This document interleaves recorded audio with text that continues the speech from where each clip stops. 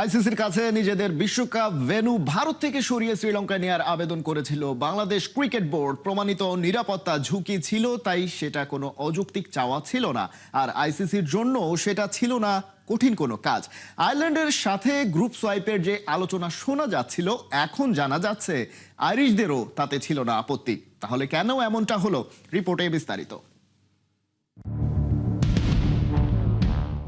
Bangladesh cricket ইতিহাসের one of the most successful bowler Mustafizur রহমানের IPL থেকে ছিটকে যাওয়াই শুরু। তারপর একের পর এক দুর্ধর্ষ ক্লাইম্যাক্স সিন, দাবি থেকে হুমকি, মিটিং পাল্টা মিটিং, জুম থেকে ইনাবডি আইসিসি টিম ঢাকায় আসা, সবই যেন ছিল ব্লকবাস্টার সিনেম্যাটিক ক্লাইম্যাক্স। আর এন্ডিংটা খুব সম্ভবত অনেকের কাছেই ছিল অনুমিত। আইসিসির সেই বিজ্ঞপ্তি যেখানে ছিল কনফার্মেশন, একটা swipe deal, Bangladesh out, Scotland in. এবারের আইসিসি টি-20 ওয়ার্ল্ড কাপে উড়বে না লাল সবুজ পতাকা, ওটুকু জানিয়ে from the side of ICC over and out, শুনশান নীরবতা। কিন্তু তারপরও থেকে যায় অনেক যদি কিন্তু। বাংলাদেশ স্কটল্যান্ডের সাথে নয়, সোয়াইপ ডিলটা করতে চেয়েছিল আয়ারল্যান্ডের সাথে। প্রশ্ন উঠতে পারে, বি থেকে সবারই গ্রুপ পর্বের খেলাই তো শ্রীলঙ্কার মাঠে, তবে বাকিদের সাথে নয় কেন? সেক্ষেত্রে সামনে আসে র্যাঙ্কিং প্রসঙ্গ। শ্রীলঙ্কাই এদিক থেকে টাইগারদের কাছাকাছি ছিল, তবে তারাই তো স্বাগতিক। সব বিবেচনায় আয়ারল্যান্ডের সাথে যদি সোয়াইপ করা হতো, তাহলেই হতো সোনাই সোহাগা।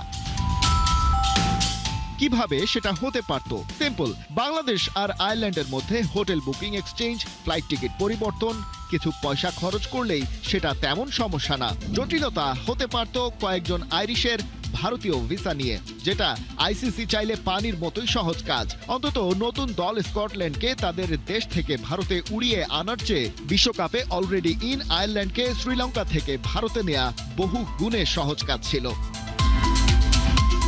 কিন্তু এই সহজ কাজে আয়ারল্যান্ডের সম্মতি ছিল না, এমন এক খবর চাউর হয়েছিল মাঝখানে। তবে এবারে খেলাযোগ জানতে পারছে আইসিসির পক্ষ থেকে আইরিশ বোর্ডের সাথে ভেন্যু বা গ্রুপ এক্সচেঞ্জ করার কোনো প্রস্তাবই দেয়া হয়নি।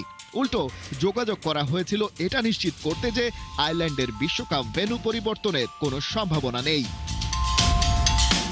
কিন্তু মজার ব্যাপার, আয়ারল্যান্ডের বাংলাদেশের সাথে এই সোয়াইপ ডিলে যেতে কোনো আপত্তি ছিল না, কারণ সাধারণ হিসেবে গ্রুপ বির তুলনায় গ্রুপ সি তাদের জন্য তুলনামূলক সহজ।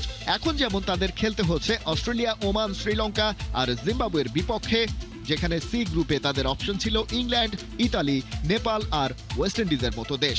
ক্যারিবিয়ানদের নিয়ে আলাদা করে বলতেই হয়, ওরা গেল বছর নেপালের বিপক্ষেও টি-20 ম্যাচ হেরেছে।